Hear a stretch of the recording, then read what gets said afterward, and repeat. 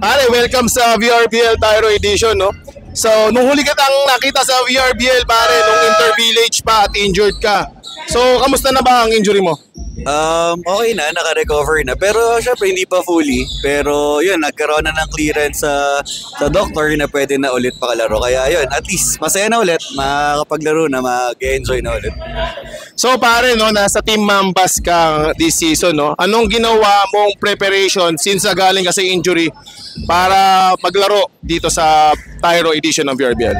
Siguro nasinunod lang yung sabi ng doctors, tapos rehab, discipline, tapos workout, pagpapalakas ng katawan para syempre masupport yung lower back na naging injury ko.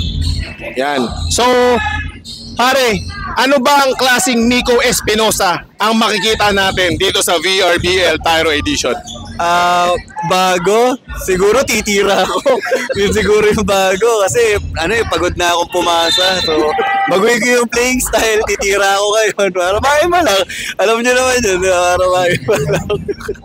Pare, tinignan ko yung lineup ng Mambas, no? Parang feeling ko mababawasan yung pagtira mo dahil medyo marami kang buwangaw nakakampi. Tingin mo ba? Hindi, pag ganon, kuya, alam mo naman sila na yung mag-a-adjust. Basta nalagay yung pangalan ko doon, automatic kung taga-tira sila, magiging taga-pasa na sila ngayon. Bukod pa doon, makakontribute ko sa team.